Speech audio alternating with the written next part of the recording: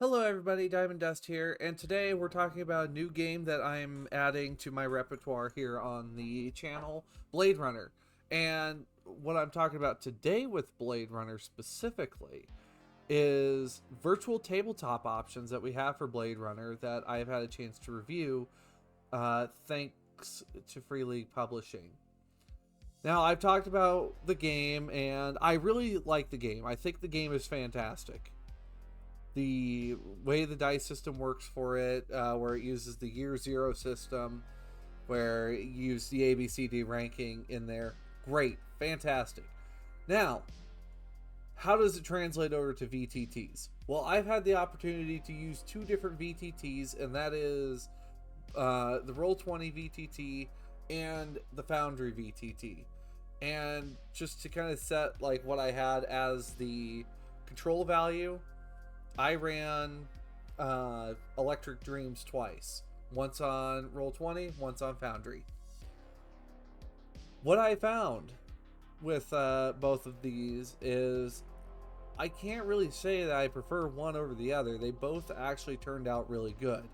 I understand that there are some people that are going to have a very strong preference for one or the other. Normally for me, because it's what I grew up on and it's what I primarily learned to use, I prefer to use Roll20 for a lot of what I do. However, I have discovered that, Foundry, is just as good, if not maybe even a little bit better in some places. What I have discovered, and we're going to start off with Roll20. Roll20, overall, the best thing that I can always say about Roll20 up front is it is free for everyone. And hands down, I understand people don't usually like Roll20, but the fact that Roll20 is free and you can also purchase the different parts and pieces you need to integrate into a game from the market, it's pretty good.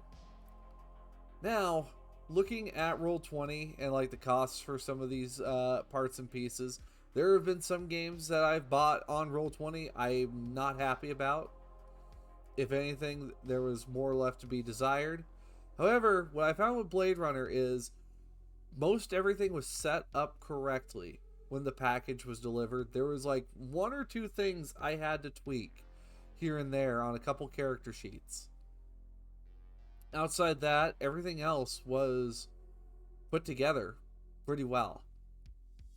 All the handouts were present and available to be shared, though I do feel that with Roll20, the handouts could have been like the handouts and profiles. There was some stuff that was a little confusing to me at first. If Foundry had maybe had like an instruction card, like what Art House Orion Games does with their any new expansions that they have for their stuff on Roll20, I think an instruction card would have been great over there. But other than that, I have no complaints. All the maps turned out just fine. Though really, in all honesty, we didn't need to have it automatically set to like dark mode or fog of war.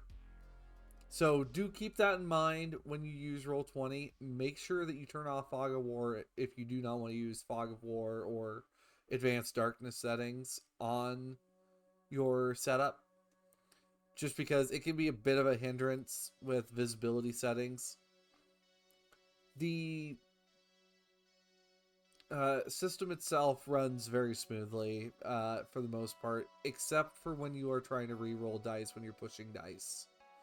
That is the one hiccup that really stuck out to me when it came to Bladerunner on Roll20, is sometimes Roll20 could not process when you were trying to select a specific dice to push, and it would slow down play from time to time.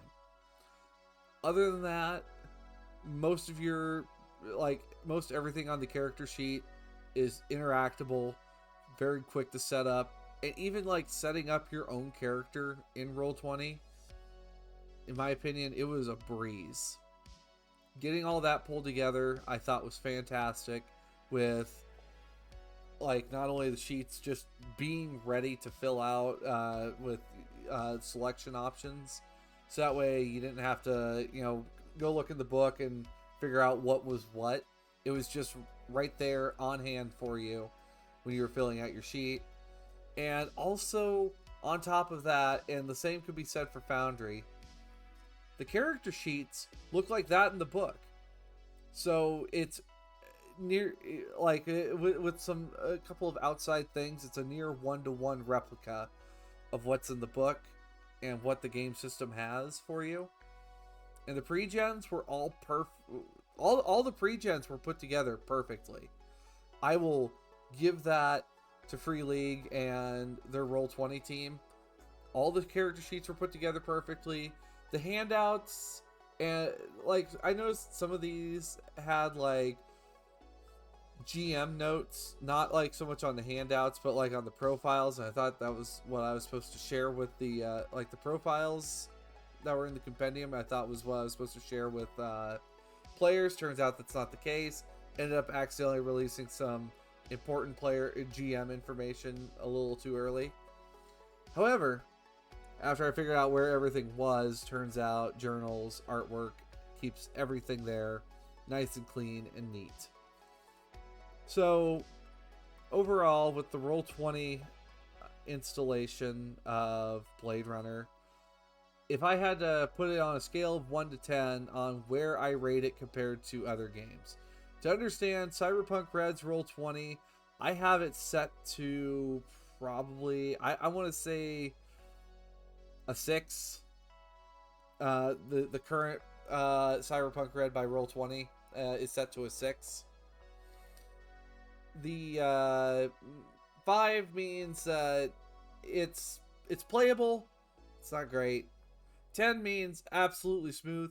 I want to set Bladerunner's Roll20 setup at a 9. The only thing that I think is probably because of something on Roll20's end is the ability to push dice causes it to seem to have issues, and it does not seem to register that it's supposed to just roll a specific dice from time to time.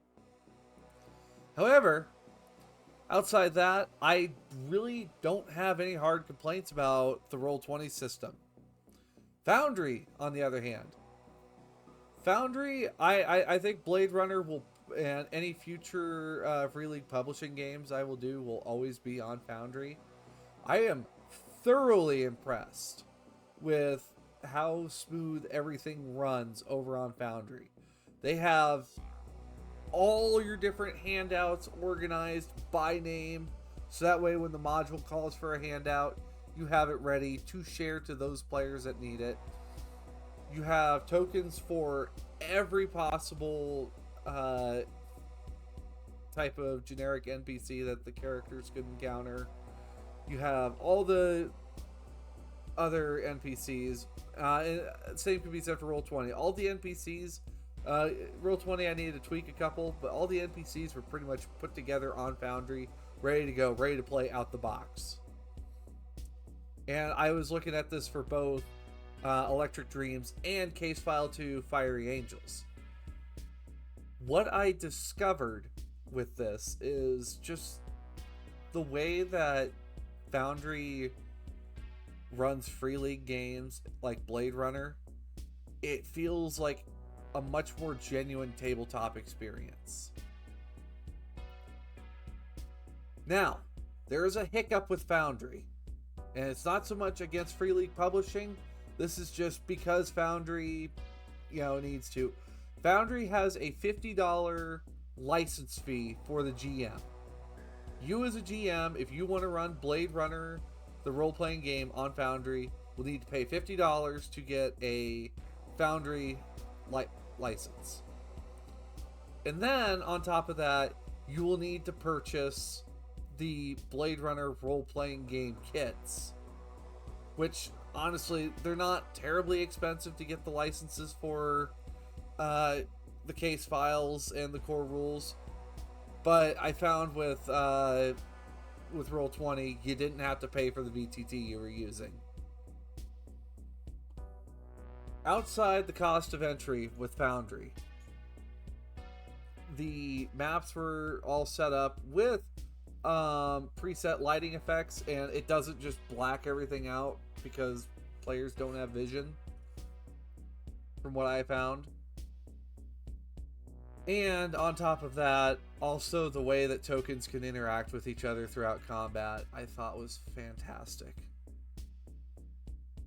So, if I had to look between the two and decide, like, going forward, what am I going to run Bladerunner on? It only wins out just because of the fact that since I already have Foundry, I can do it. I will probably run this and future Free League games on Foundry. However, at the same time, I was not going to spend that money on Foundry until I figured out if I liked the game or not. So I was willing to shell out just a few bucks to get it over on Roll20 had I needed to purchase it myself. Free League sent me these for free to review. And I want to thank them again, especially Miss Bowl, for all the hard work you all do over there. With Bladerunner, I have found that this is a great game to pick up and put down between other campaigns, or you can even write your own cases in the future, which they have all the NPCs on hand for you to have those pre-gen, just have those pre-gen NPCs, much like how Cyberpunk Red has your mooks and grunts and all that. And on top of that, the fact that Free League has continuous Foundry support, I think is a huge thing for them. So going forward, I can't really recommend one or another of which one's better. But what I can recommend is if you want to pick up the game and you're willing to shell out just a few dollars, but you don't know if you want to go straight for a full Foundry VTT experience, go with Roll20. There's a couple things you might have to work around to fix it. And who knows, maybe by the time an update rolls around, it'll be fixed that you can push dice without having to manually punch it in. But what I will also give Roll20 is the package for each game is very well put together compared to other Roll20 packages I've seen. Now, if you have Foundry or if you're wanting to buy Foundry, I would say you would not go wrong to also add Bladerunner on there. It's going to be a little bit more pricey because you're also buying Foundry and you're getting your core rules. Now, if you buy the starter set, you can still run Case 1, but having the core rules is just very good for future cases as well. So at the end of the day, I will probably be continuing Bladerunner over on Foundry since I have Foundry. But for anybody who is new to Bladerunner and does not want to purchase Foundry, Roll20, you can't go wrong with it.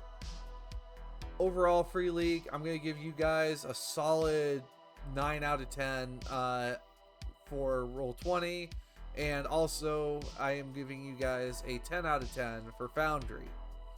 I have never had a more smooth Foundry experience than I've had with you guys so far. And overall, you know, a 9 out of 10, that's pretty good in my books. And I think for the money that it costs to get into the game, I think it's very much worth it for what you guys offer with the core rules, the starter set, and now Fiery Angels. I can't wait to see what Replicant Underground brings. And also, if you want to help support me at all, feel free to check me out on Twitch. And as someone who is going towards Gen Con, if you want to help support that, it's over on my Throne page. And hopefully I can actually go out and go meet the folks over at Free League. Until then, friends, we'll talk more about Bladerunner the role-playing game soon. But I will see you guys around, alright? Bye-bye. Bye-bye.